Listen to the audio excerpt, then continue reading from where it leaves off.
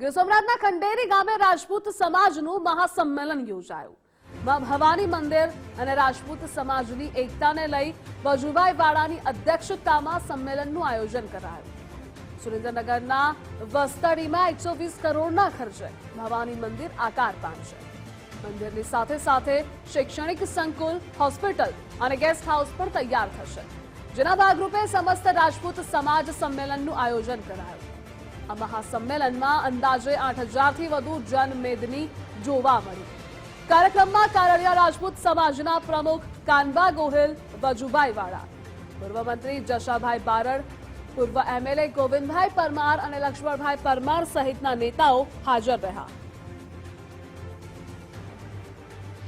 રાજપૂત સમાજ શિક્ષિત થાય, સંસ્કારી થાય અને સમાજને ઉપયોગી થાય એ હેતુથી આ સંમેલન રાખવામાં આવેલ હતું। ખાસ કરીને ધાર્મિક ધામની સાથે સંસ્કાર ધામનું પણ નિર્માણ થઈ ગયું। આ મા ભવાનીનું મંદિર છે એ રાજપૂત સમાજની માતાજી ભવાની છે, પણ એ મા ભવાની સંસ્કાર ધામ થવાનું છે।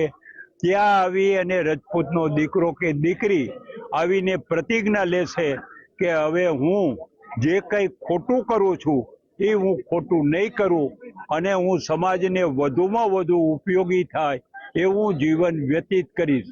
ફક્ત રાજપૂત સમાજ નહીં, સમસ્ત સમાજને ઉપયોગી થાય એવું જીવન વ્યતીત કરીશ એવી પ્રતિજ્ઞા અને એ લઈ અને મા ભવાનીના આશીર્વાદ લેશે। લગભગ 120 કરોડનો છે અને પછી તો એમ લાગે કે ભાઈ અહીંયા હોસ્ટેલ કે ધર્મશાળા વધુ બનાવી છે, યજ્ઞશાળા બનાવવાની છે, સભા મંડપ બનાવવાનો છે।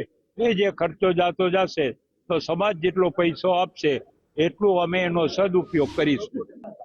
ખંડેરીના વતની અને જેણે સમાજમાં ઘણું બધું આપ્યું છે એવા ભાઈ જયંતિભાઈ અને એનો પરિવારે નક્કી કર્યું કે સમાજની જે સંમેલનનો તમામ ખર્ચ હું ઉઠાવી અને ખંડેરી મુકામે સંમેલન બોલાવો એવો આહવાન કર્યું। આજે 3-4 દિવસના ગાળાની અંદર આ વિશાળ સંમેલન બોલાવ્યું છે।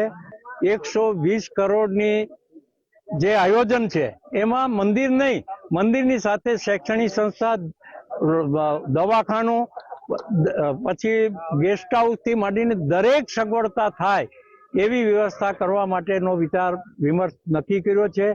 અને સૌથી વધારે વસ્તી ધરાવતો ગીર સોમનાથ, જુનાગઢ આ જિલ્લામાંથી સૌથી વધારે ફંડફાળો પણ અહીંથી જ પ્રાપ્ત થાય એવી નેમ સાથે આજે આ મિટિંગની સંપન્ન થઈ છે।